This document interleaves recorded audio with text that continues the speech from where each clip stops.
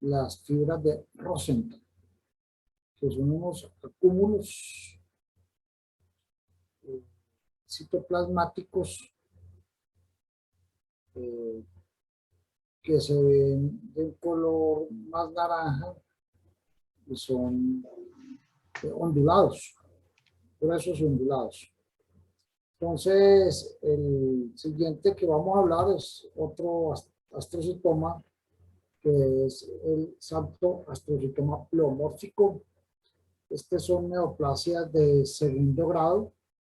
O sea, lo traigo a colación más que todo para que miremos un poquito la diferencia de una lesión de bajo grado a de un grado intermedio como lo es este. Es frecuente en la segunda y tercera década de la vida. Con frecuencia se localizan en el lóbulo temporal y se caracterizan por tener una histología microscópica marcadamente pleomórfica.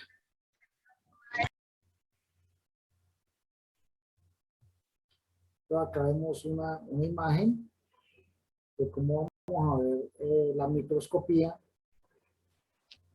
Es una imagen más celular, hay mayor celularidad, un poco más de hipercromía. Y vemos unas células gigantes multinucleadas con células pleomórficas, que son estas. Y en su citoplasma hay lípidos, por eso toman ese tamaño.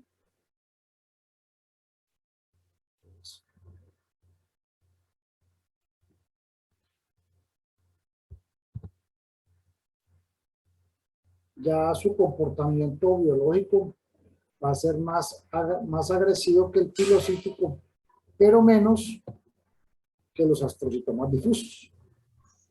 Los astrocitomas difusos son neoplasias con un patrón de crecimiento infiltrativo que no son susceptibles de resección total, por lo cual van a recidivar y cada vez que lo hagan pueden aumentar sus características de anaplasia. Vamos a ver bueno, también lo vamos a ver en personas mayores, ¿no? Este ya es más de adultos mayores. Acá vemos unas imágenes a la izquierda, superior izquierda, vemos el medio de contraste como resalta. Una imagen que capta este medio de contraste, una imagen más infiltrativa. Vemos acá hay edema alrededor. Un espécimen de estudio anatomopatológico. Vemos una lesión hemorrágica. Alcanzan a ver, todo esto más oscurito son vasos sanguíneos, congestiva. A alto poder, a bajo poder, vemos mucha mayor celularidad. Vemos esta necrosis. Alto poder, vemos hipercromía, anisocariosis. Y a un poder más acentuado, vemos mitosis. Estas serían neoplasias con un peor pronóstico.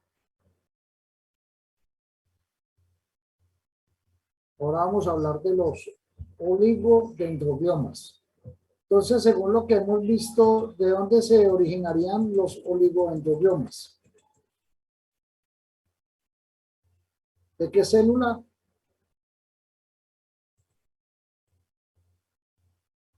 ¿Oligodendrocitos? De los exacto, los oligodendrobiomas se originan de los oligodendrocitos. ¿Y cuál es la función de los oligodendrocitos?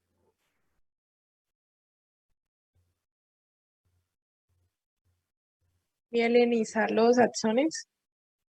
Mielinizar los axones. Muy bien. Esa es la función de los oligodendrocitos. Como los axones se mielinizan. Esa mielina sirve ¿para qué? Para que los impulsos nerviosos pasen más rápido. Todos los oligodendrogliomas representan, entonces vemos, si ven cómo uno entiende fácilmente este proceso, si tenemos claro qué es un astrocito, que es una célula de soporte, que tiene unas prolongaciones largas, que hacen parte de la barrera hematoencefálica, entonces uno ya tiene claro de dónde se originan los astrocitomas. Si ustedes saben qué es un oligodendrocito, entonces saben de dónde se originaron los oligodendrogliomas. Eso ayuda. Y también la morfología es un poquito así como un poquito parecida a la forma de la célula de origen. Estos tumores oligodendrogliomas representan del 5 al 15% de los gliomas. Son más frecuentes en adultos en el lóbulo frontal, con un pico máximo de incidencia a los 40 años. En niños son poco frecuentes, pero pueden presentarse, pero se pueden presentar en los lóbulos cerebelosos. Y acá vamos a ver la histología. Entonces vemos que es una neoplasia, que las células son relativas. Se le dice típicamente como en huevo frito. Tiene como una morfología en huevo frito. Entonces son uniformes, núcleos redondos, halos perinucleares claros, que se deben a artefactos de fijación. Y estos son los bien diferenciados, porque igual hay unos oligodendroglomas que son mal diferenciados. Entonces ellos pueden estar entre, según la categoría que vimos, puede ser categoría 2 o categoría 3 en cuanto a la malignidad. 1, los menos malignos, 3, los más malignos. Entonces este tipo de tumores estarían como en una categoría intermedia. Y este pues ya es el que hablábamos ahorita, el anaplásico, entonces vemos hay mayor celularidad, mayor pleomorfismo y mayor vasculatura, ¿cierto? Mayor vasculatura. Vémoslo, todo esto son los vasos.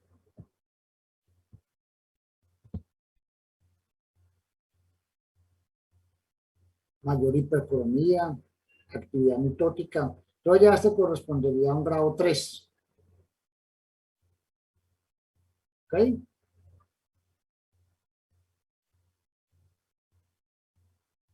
Acá nuevamente estamos viendo el oligodendrogloma tradicional, el de bajo grado, la imagen de huevos fritos, núcleos redondeados, ubicados como centralmente, el citoplasma es prominente.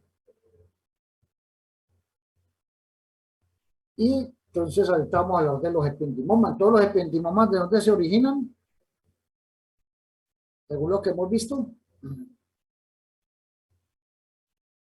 De las células ependimarias. ¿Y las células ependimarias dónde están? ¿Dónde están ubicadas?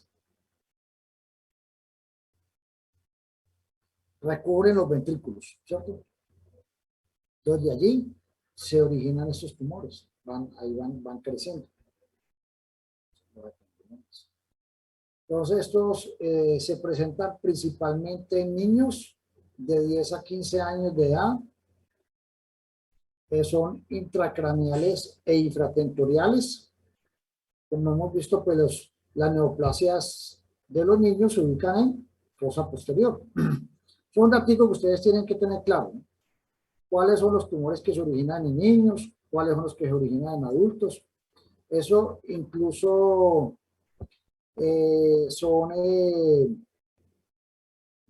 son cosas que muchas veces pues preguntan en los diferentes exámenes que se presentan en cuanto al ingreso a los estudios superiores o los de Estado, ¿no? Eso, claro, esa parte. y están ubicados pues por su ubicación en relación al sistema ventricular, ¿cierto? Cuando se presentan en adultos los ependimomas, los vamos a ver más a nivel de la médula espinal. Pero también se han descrito ubicaciones ectópicas como en la región sacra, en el mediastino, en el pulmón y en el ovario. Raro, ¿no? Pues eso es raro.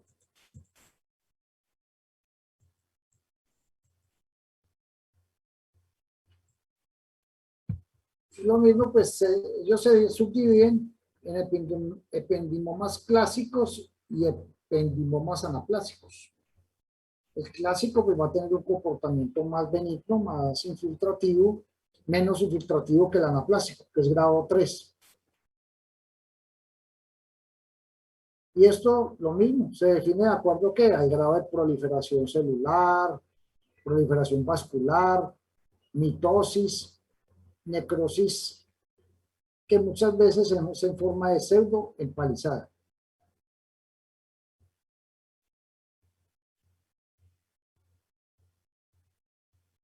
Algo característico de los ependimomas es que ellos tienden a ubicarse alrededor de los vasos sanguíneos. Entonces esto se llama las rosetas ependimales, las rosetas de los ependimomas. Acá las vemos, ¿no? Vemos el vaso, claramente el vaso sanguíneo y alrededor está la pared del vaso y alrededor están las células. Tiene una forma de roseta. Y acá vemos un cerebelo, un espécimen que corresponde a un cerebelo.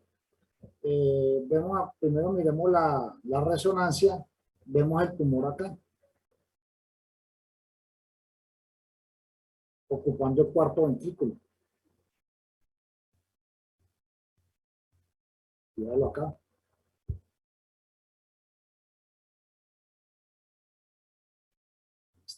Claramente.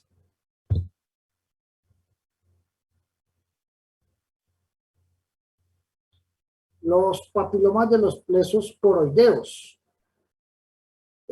También estas son neoplasias raras. Por ahí en algún momento decíamos que cuando un papiloma de estos pues son los que producen líquido cefalorraquídeo y puede producir una hidrocefalia comunicante. Corresponden a menos del 1% de todos los tumores. Se aprecian en edades tempranas, ubicados principalmente en los ventrículos laterales y pueden ser lesiones de tipo congénito, o sea que pueden nacer los niños con ellas. Se asocian a hidrocefalia por el aumento de la producción de líquido cefalorraquídeo. Son tumores de bajo grado, grado 1, y curan con la extirpación.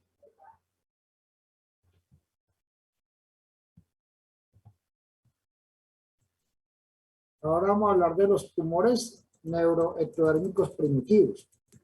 Entonces, pues la idea y algo que ustedes es muy bueno que tengan claro, generalmente los tumores en los niños son más primitivos, son más embrionarios. Cuando hablamos de tumores con pocas neuroectodérmicos primitivos, significa que son tumores que se están originando en una célula embrionaria prematura, poco diferenciada. Por eso generalmente los tumores de los niños, generalmente muchos terminan en blasto. Hepatoblastoma, medulloblastoma. ¿Sí? Que la palabra blasto siempre nos orienta hacia una neoplasia más primitiva. Son células más indiferenciadas. Células que los núcleos, la relación núcleo-citoplasma se encuentra incrementada y los núcleos generalmente son hipercromáticos poco diferenciados. Entonces, en este caso, en el riñón ya se llama tumor de Wills o nefroblastoma, que lo vamos a ver cuando estudiemos el sistema genitourinario masculino. Pero entonces, desde acá, es bueno que tengan clara esa parte, ¿no? Para que se vayan orientando. Entonces, los tumores neuroectodérmicos primitivos son tumores embrionarios que recuerdan las diferentes etapas de la maduración del sistema nervioso central y de sus células. Son más frecuentes en niños y en algunos casos se presentan en adultos jóvenes.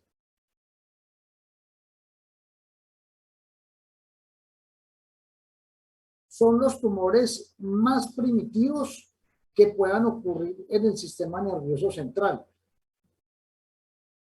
Recuerdan al tubo neural en sus etapas iniciales. Durante la formación del sistema nervioso central dan casi exclusivamente niños. Pero recuerdan al tubo neural en sus etapas iniciales durante la formación del sistema nervioso central. Y dan casi exclusivamente niños. Y están ubicados en los hemisferios cerebrales. Entonces, mira, si vemos en un niño un tumor ubicado en un hemisferio cerebral, pues ya por la mera ubicación ya lo hace pensar a uno en un tumor ectodérmico primitivo. Porque dijimos que los astrocitomas pilocíticos los vamos a encontrar más en cerebro, que también son otros que se presentan más frecuentemente en niños. Ahora vamos a hablar del medulloblastoma. Tiene un pico máximo de incidencia a los 5 años y son los tumores del sistema nervioso central más frecuentes en niños. Son altamente agresivos. Son tumores grado 4, así como el glioblastoma multiforme. Tienen capacidad de dar metástasis a distancia. O sea, mira que ya está algo que difiere de lo habitual de los tumores del sistema nervioso central. Ellos habitualmente no hacen metástasis a distancia. Pero uno encuentra que en medicina toda norma tiene su excepción. Entonces acá vemos que esta es una excepción. Tienen capacidad de dar metástasis a distancia.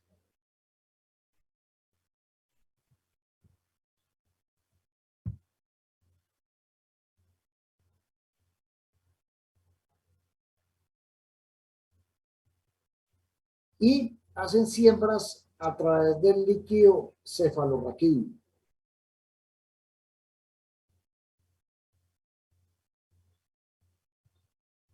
Entonces, este medulloblastoma igual hace parte de los tumores neuroectodérmicos primitivos, pero está ubicado en el cerebelo. Recuerden que los otros, hablábamos que el neuroectodérmico primitivo más frecuentemente en los lóbulos de los hemisferios cerebrales.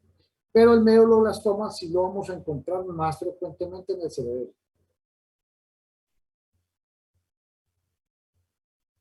Fue el primero que se describió de estos tumores y ha persistido su denominación y la ubicación es en el vermis cerebeloso en la primera década de la vida.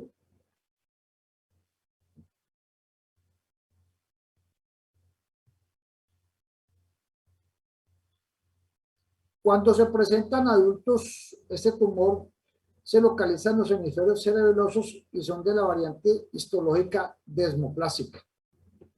Entonces, mire que también se puede presentar en los adultos.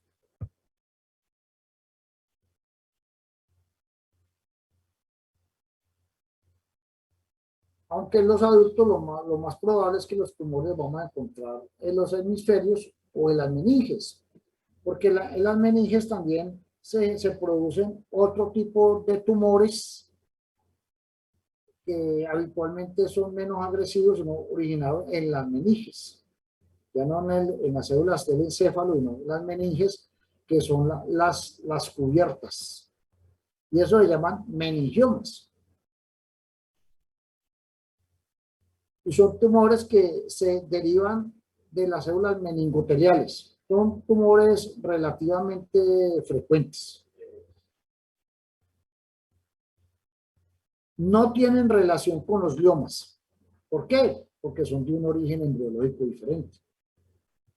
Son muy frecuentes, se observan principalmente en mujeres en una edad media de la vida. Hablando de edad media, 40 a 50 años. Entonces, mire que tanto los aneurismas como los meningiomas los vamos a encontrar más frecuentemente en las mujeres. Los observamos en qué parte. En los hemisferios cerebrales, en la convexidad. Cuando están en los hemisferios cerebrales, están ubicados en la convexidad. Pero también pueden presentarse en la base del cráneo, fosas nasales y médula espinal. En su mayoría son tumores benignos grado 1 y son los que nosotros denominamos como meningiomas típicos. También, en cuanto a los meningiomas, hay otros tipos que se llaman meningiomas atípicos y también hay meningiomas malignos. Los meningiomas atípicos son grado 2. Son tumores que por sus características tienen más tendencias a las recidivas y los meningiomas malignos, que son tumores grado 3, tienen la capacidad de invadir el parénquima neural. Los meningiomas en los niños son muy raros. Muy raro ver un meningioma en un niño.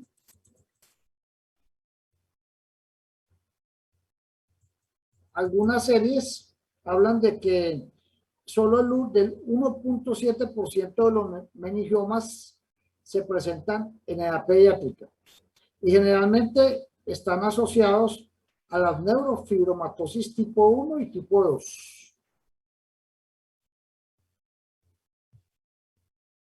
Entonces acá vemos cómo se aprecian tanto en las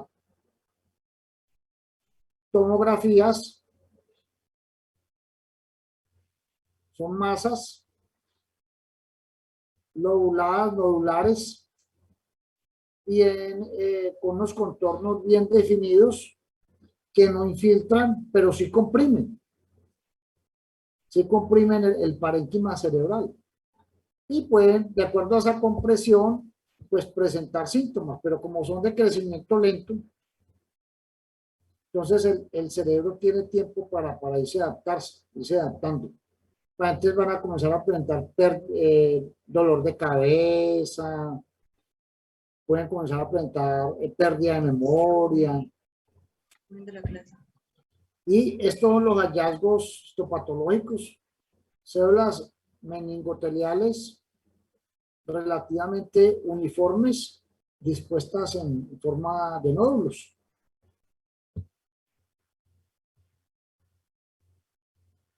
En el sistema nervioso central también podemos apreciar tumores hematopoyéticos.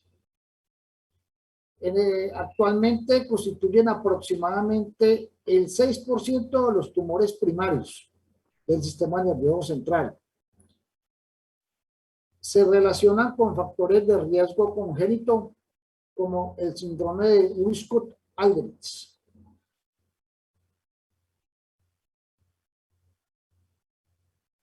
Entonces, pues los linfomas, acá dice, ustedes leen acá, tumor linfoma no Hodgkin.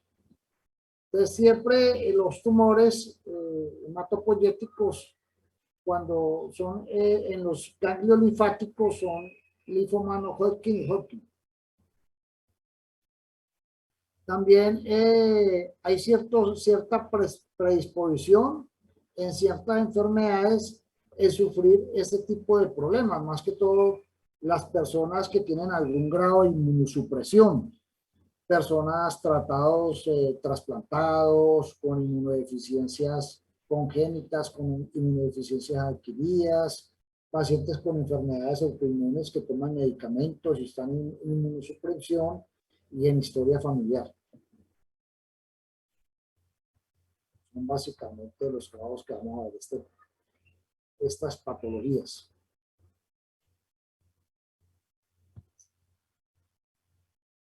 La leucemia, entonces, pues es cuando ya la leucemia es cuando las células neoplásicas están en la médula ósea y ya se diseminan por vía hematógena.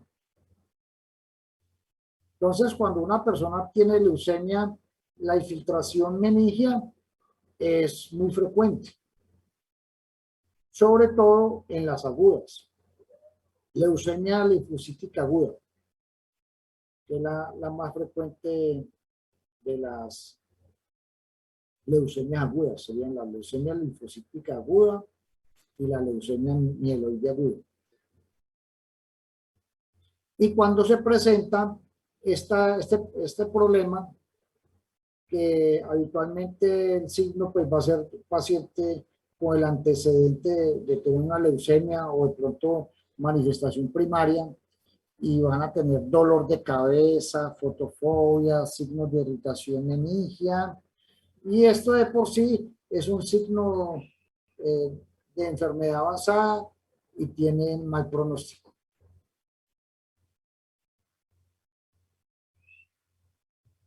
Otros tumores que podemos encontrar son los craniofaringiomas,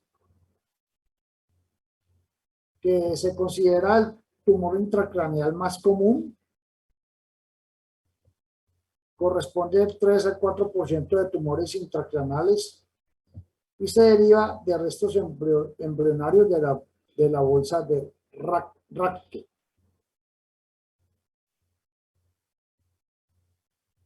Muy frecuentemente uno los ve en adolescentes. Ellos se ubican en la región celar, tienen un componente sólido quístico que recuerda el epitelio germinal dentario. Son quistes tapizados por un epitelio escamoso. Básicamente el éxito de esta tumoración es la resección completa, porque pueden redividir, puede ser redividido antes. Y otras lesiones serían lo que podemos encontrar allí, son los quistes epidermoides, quistes dermoides, quistes aracnoideos y el quiste coloide del tercer ventrículo, simplemente como para mencionarlos. Bueno, y así pues hemos terminado, es un repaso de la patología del sistema nervioso central. Quedaría pendiente ver el sistema nervioso periférico para completar lo que es el sistema nervioso.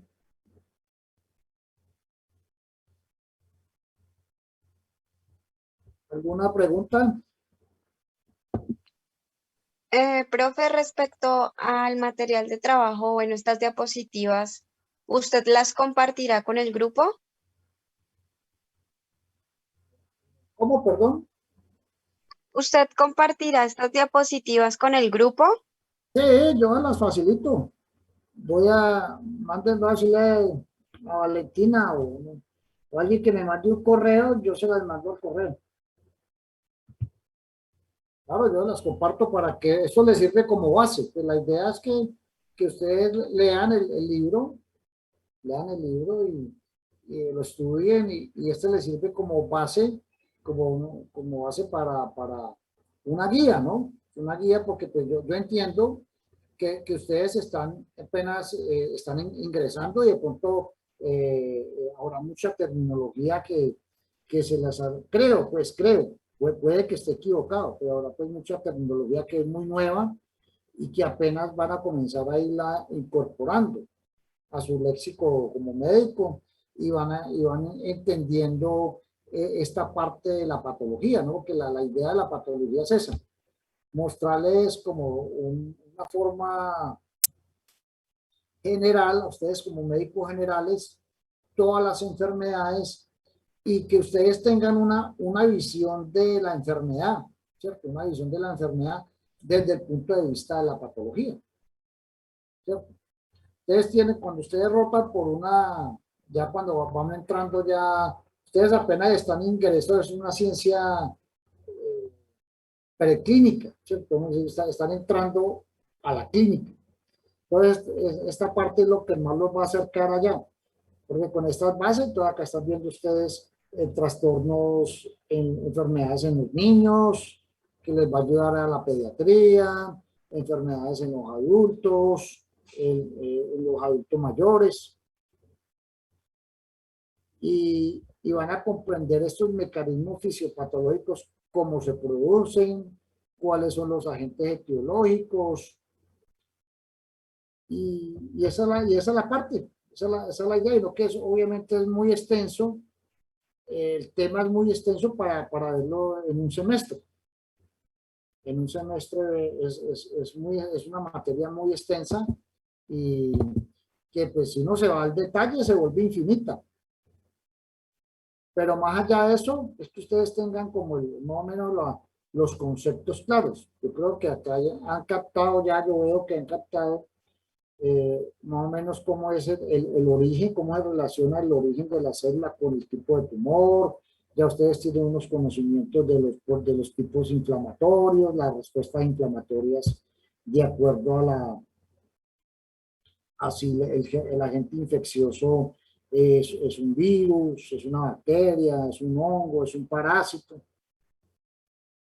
Entonces eso lo vieron, pues me imagino, cuando vieron inflamación, ¿no? Pero acá de todas maneras también lo vamos ya apreciando de una forma más específica en cada tipo de órgano. En esta materia pues estamos viendo ciertas entidades que son muy frecuentes, ¿no es cierto? Estamos viendo las enfermedades cerebrovasculares, que son una causa muy frecuente de consulta, las enfermedades degenerativas, igual, y se ve tanto para los episodios agudos como para los crónicos. Entonces ya la idea es también hacer unos talleres para reforzar este conocimiento, hagamos unos talleres para reforzar este conocimiento. Entonces en sí la propuesta para ustedes es, pues los talleres vamos a ir haciendo en la medida en que vayamos viendo los sistemas en forma completa. Cuando tengamos el sistema, por falta del periférico, la próxima clase vemos sistema nervioso periférico, lo dejamos ya completo, entonces ya desarrollamos un taller sobre el sistema nervioso. Entonces ya que vamos a desarrollar casos clínicos, apropiado ver casitos clínicos y desarrollarlos. La idea es que lo hagan por grupos. Entonces, esos talleres vamos a darle un porcentaje. Yo he pensado a los tallercitos darles un porcentaje del 10%. Entonces, posteriormente, o sea, 10% en la nota del primer parcial, del segundo parcial, básicamente. Y ya las personas que de pronto estén motivados y quieran presentar algún tema, los grupos que quieran esa presentación de tema, ese le podemos dar un valor del 20% de la nota del primer parcial y el segundo parcial. Entonces sumaría 10 más 20 igual a 30%. ¿sí? Y eso sería pues por ahora como la parte también práctica de la materia, ¿no? Porque pues creo que todavía no se ha implementado y quién sabe si, o por lo menos hacerlo así para este primer parcial. Ya si para el segundo parcial se implementa el laboratorio, pues ya miramos, hay que ir a mirarlo, a ver qué hay, qué material, qué equipos hay para trabajar. Entonces la parte práctica que se hace habitualmente o que yo he desarrollado es que ustedes aprendan a diagnosticar, a ver y diagnosticar las entidades más frecuentes, tanto macroscópicas como microscópicas. Entonces simplemente en la evaluación, por ejemplo, yo les pongo una imagen de un meningioma pilocítico. Entonces ustedes lo miran y ya saben que eso es un meningioma pilocítico. O yo les pongo, por ejemplo, esta imagen donde está ese tumor, el meningioma. Y usted hace un meningioma, ¿no es cierto? O si se puede, si las condiciones se prestan en el laboratorio, podemos colocar algunas plaquitas y ustedes las miran allí en el laboratorio y esa sería esa es como la parte práctica, el reconocer estas alteraciones macro y microscópicas más comunes, obviamente las más comunes. No vamos a poner cosas difíciles. Esa es la idea, pero como en este momento eso no está implementado, entonces sería hacerlo así. Hacer unos casos clínicos que ustedes lo resuelvan en grupos que conformen, y a ese casito clínico que hagamos, pues le damos un porcentaje. Entonces lo desarrollan. Por ejemplo, la clase, entonces pongamos, terminamos mañana, cuando la prueba clase que la terminemos, entonces yo cuando terminamos la clase les paso ese taller para que lo desarrollen. Como tenemos una parte de clase y la segunda parte es la práctica, entonces lo desarrolla en esa segunda parte y al final al final de ese tiempo me envían el resuelto, el caso clínico. Ese caso clínico va a ser con base a lo que hemos estudiado. Una pregunta. Sí. Una pregunta. ¿Qué libro de Robbins vamos a utilizar? ¿El que es patología estructural y funcional o el otro? Robbins, pues la idea es usar la patología estructural y funcional de Robbins. Listo.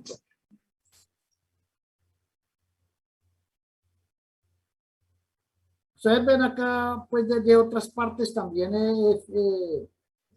sí, son de otros libros que yo saco imágenes, entonces, pero pues, y también los conceptos que uno ya maneja por la experiencia, pero la mayor parte es de Robbins, ¿sí? La mayor parte es de Robbins. No sé, ¿qué pregunta tienen?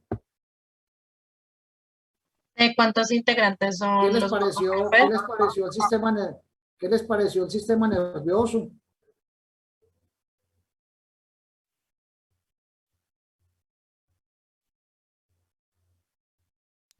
Profe, ¿Sí? ¿de cuántos integrantes máximos son los grupos para hacer los talleres? Pues, ustedes son en el grupo, ¿cuántos estudiantes son? Yo tengo acá como 60, 62 tengo acá. O sea, que sería que grupos de, algunos de 6 y otros de 7. Vale, profe. Puede ser unos de 6 y otros de 7.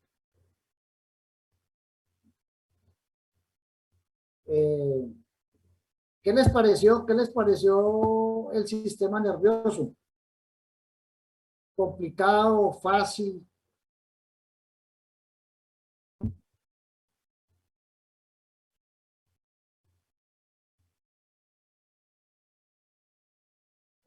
Muy interesante el tema, profe. Sí, muy interesante, pero tiene como mucha cosita. Es muy complejo, profe. Sí, claro, es que en Sí, medicina, porque es mucha información. en medicina casi todo es complejo, porque son muchos, que Realmente la información que hay, nadie es capaz de aprenderse toda la información que hay. Por eso uno especializa en un área o incluso uno cuando ejerce, incluso por ejemplo los médicos generales se dedican a un área.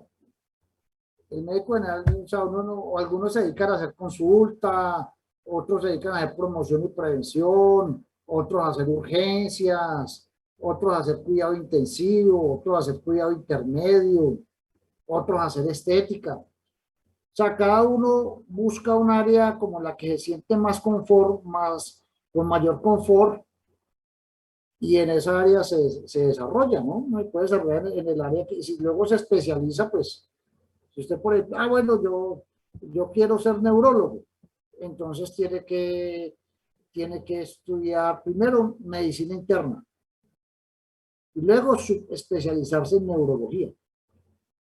Es lo que habitualmente nace, aunque hay universidades donde porque la medicina interna dura 3 años y la neurología dura 2. Pero hay universidades que usted estudia 4 años neurología, o sea, 2 de medicina interna y 2 de neurología, y sale como neurólogo. ¿Sí? No sé, en otras partes allá hoy día, pues en otros países cambian.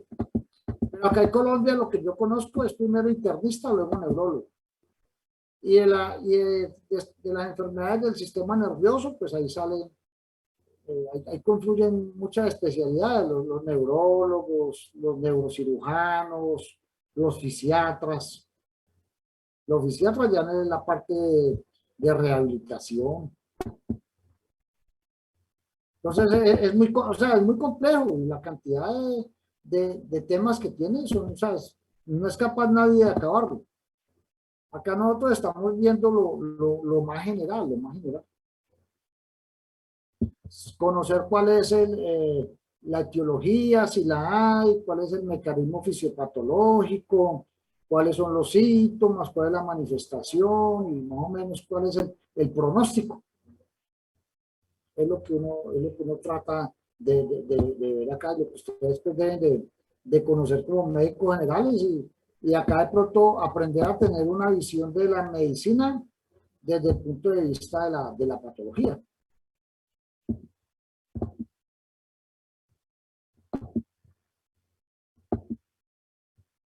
Uno como médico general, uno va a ver pacientes con Parkinson, va a haber mucho paciente con Alzheimer, y en la medida en que la población sea más vieja, se van a incrementar. Si trabaja en urgencias, pues va a ver los pacientes que tienen trauma raquimedular, traumatismo craneoencefálico, raquimedular.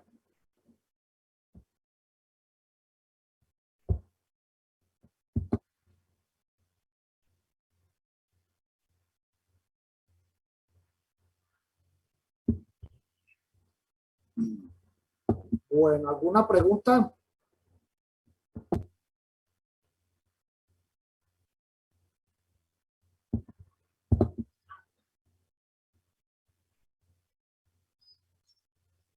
¿Alguna pregunta? No, profe, por ahora no hay preguntas. Muchas gracias. Bueno, entonces, pues, a ver, ¿cuántos hay acá conectados? Dice que hay 55 y son 62. O sea que faltan 7. Según pues los conectados y los que hacen falta. Hola, profe, buenas tardes. ¿Sí? Mi nombre es Tatiana Bermúdez. Lo que pasa es que tenía al inicio de la clase pues fallas con la conexión, pero pues apenas puedo entrar ahorita como al inicio de la segunda sesión. Entonces pues para informar. ¿Quién? Tatiana Bermúdez. Tatiana Bermúdez.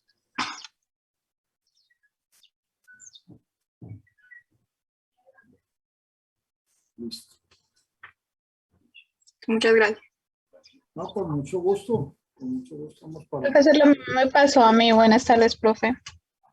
¿Cómo te llamas? Lina Orozco. Lina Marcela Orozco Sotelo. ¿Qué te pasó? No, pues yo entré en la primera sección, pero un poquito tarde porque no tenía internet en mi casa.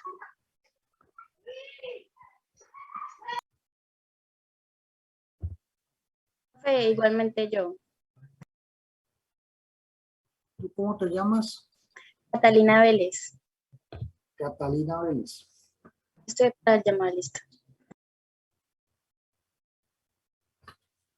Vélez Catalina.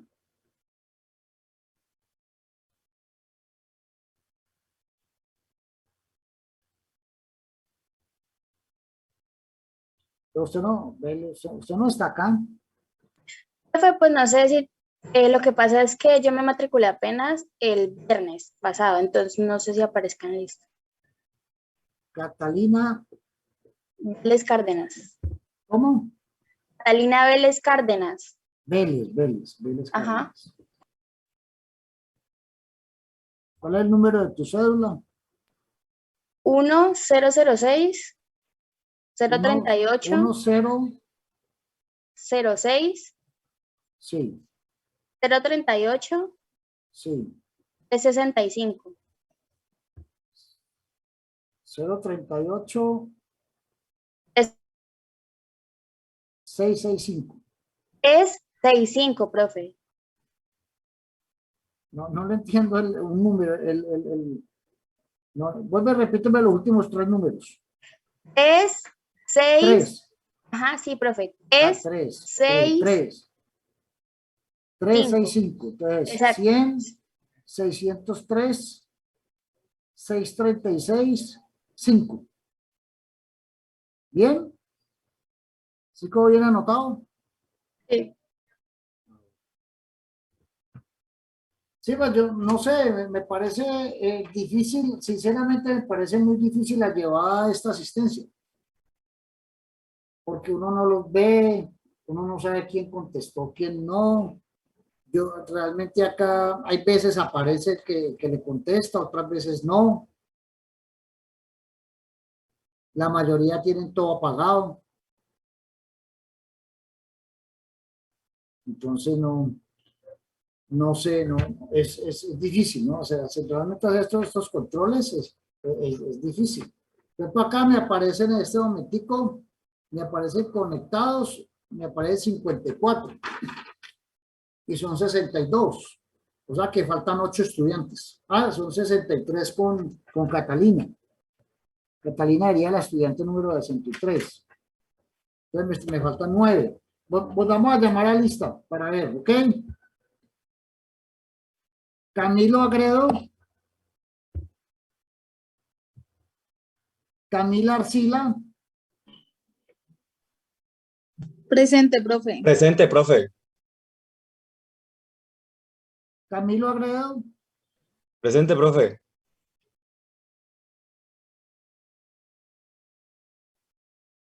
Y no hay forma de que ustedes cuando me contesten aparezcan acá en la pantalla para yo ver que sí está ahí realmente. Profe, es que yo creo que de pronto es porque usted está compartiendo pantalla que no le salen también cuando contestan. ¿Cómo así que compartiendo pantalla?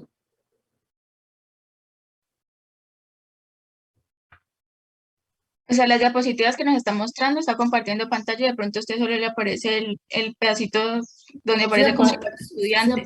Aparece acá yo cierro. ¿Es algo de la presentación o qué? Si deja de compartir pantalla. Ya.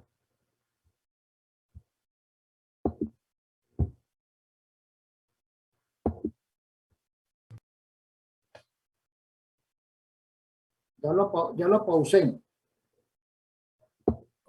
No, profe, es usted volverse a meter al Zoom y dejar, y donde aparece, donde está compartiendo pantalla, de hundirle dejar de compartir pantalla. Sí, yo ya le puse dejar de compartir pantalla, ya está. Acá está, control remoto, bueno, acá está buscando grabar reacciones, editar la anotación para otro, ocultar nombres, ocultar panel de video, ocultar controles, compartir sonido. Profe, Sí, dígame. en la mitad de la pantalla te aparece un letrero donde dice que estás compartiendo la pantalla. ¿Lo Sí, ves? acá. Su función de compartir pantalla está en pausa, dice acá. Profe, métete al Zoom. Salte de ahí de las diapositivas donde estás.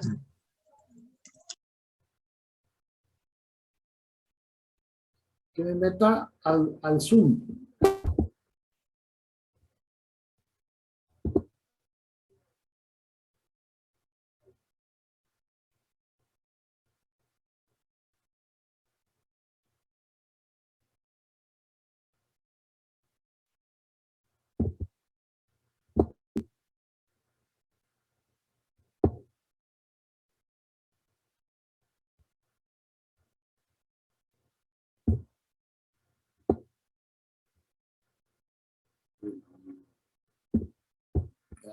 Yo acá pues acá ya me salí de todo. Uso compartido de pantalla.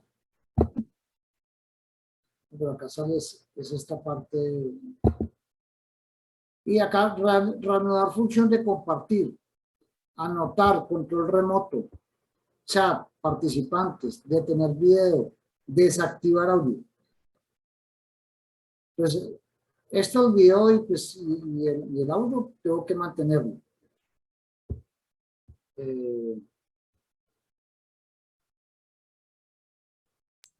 Al lado del chat debe haber algo alumbrándole verdecito, profe. ¿Cómo? ¿Algo alumbrando verde en dónde? Acá De hay color verde. Sí, pues es que acá dice reanudar función de compartir. Profe, al lado donde está, al lado donde está, Pausar. dice chat. Al lado donde dice chat y grabar, en el medio hay una opción que dice compartir pantalla. Sí, acá está, compartir, pero acá me sale como para sacar la presentación. Eso. Sí, ¿qué? ¿Hay qué? ¿Eso qué? Ahí estoy, mira, acá estoy. Entonces, esto compartido de pantalla ya me salió acá lo de la presentación. Profe, es ahí donde le tienen que dar clic. ¿En dónde? Uso compartido de pantalla. Ya, le doy clic y me...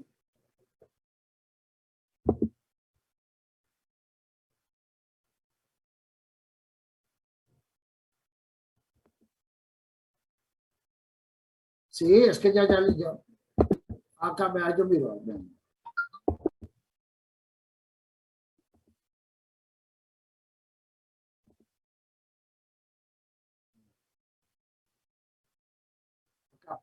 Pausar el uso compartido de pantalla. Dice acá. Enseguida de uso compartido de pantalla al lado derecho. Entonces lo pauso. Entonces ya le he pausado. Bueno. Ya yo,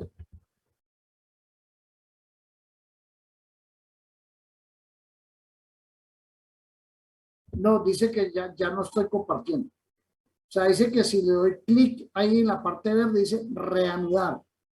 Reanudar función compartir. No, es que cuando le doy clic ahí, entonces se reanuda. ¿Sí? Y cuando vuelve le doy ahí, bueno, sigamos, miremos a ver si de pronto acá salen ustedes cuando yo los llamo. Entonces, Camilo Agredo está presente. María Presente, Camila profe. Arcila. Presente, profe. Camila, allá me